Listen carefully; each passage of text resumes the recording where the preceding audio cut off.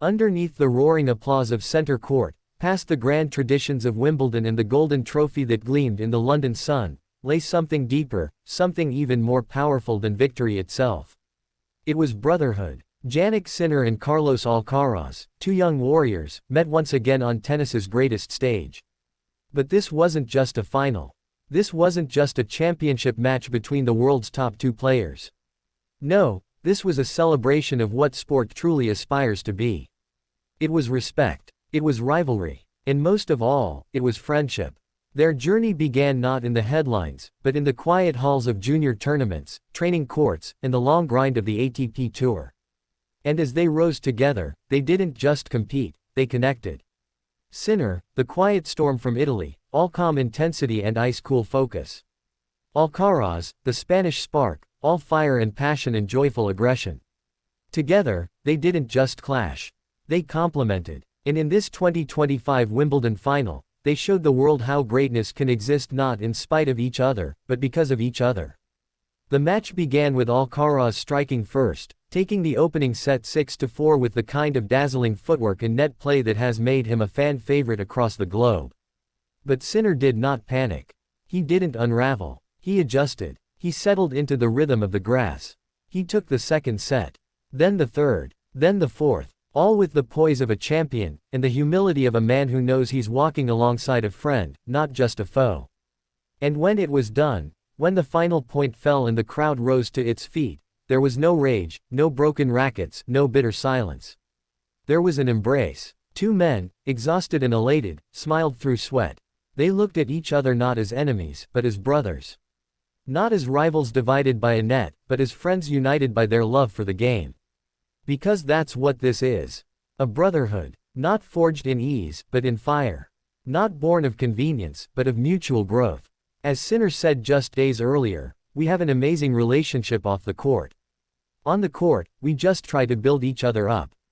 And Alcaraz, ever generous, ever gracious, echoed that very sentiment.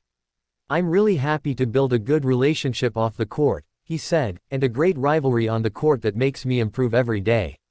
That's it. That's what sport can be at its finest. Not destruction, but elevation. Not hatred, but heat that tempers steel. The Wimbledon final was electric, yes. The shots were sublime. The rallies unforgettable. The precision and power of each man was on full display. But what lingered in the hearts of those who watched wasn't just the scoreline.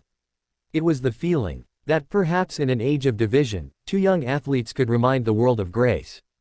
Of sportsmanship. Of the quiet strength that comes not from crushing an opponent, but from competing with love. Because Sinner and Alcaraz are not just playing tennis.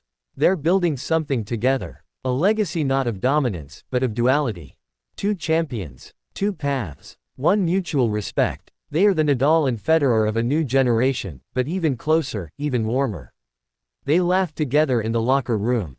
They train on adjacent courts. They share meals and memories. And when they step onto the court, they leave it all there, with fire in their eyes and love in their hearts. That's why July 13th wasn't just about history. Yes, Sinner became the first Italian man to win Wimbledon. Yes, he now holds 4 Grand Slam titles at the age of just 23. Yes, he overcame the man who had beaten him just weeks ago in Paris. But more importantly, it was a masterclass in what it means to win with dignity. To lose with grace. To grow together. For the fans in the stands, the thousands watching from home, and the kids with rackets dreaming of center court, it was a lesson. A lesson that real greatness lies in how you treat your opponent. That real character shines not in how loud you celebrate, but in how you carry yourself before and after the match. Sinner, with his shy smile and humble words, looked at Alcaraz in the post-match speech and said, "It's so difficult to play against you." It was admiration. It was truth. It was respect given, not earned through points, but through presence.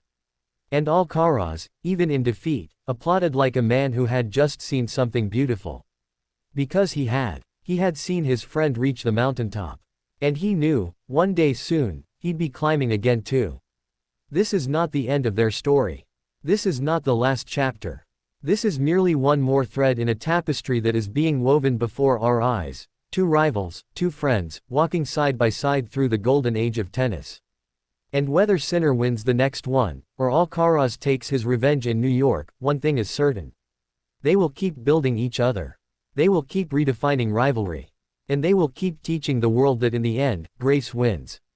Both on and off the court. And that is the real championship.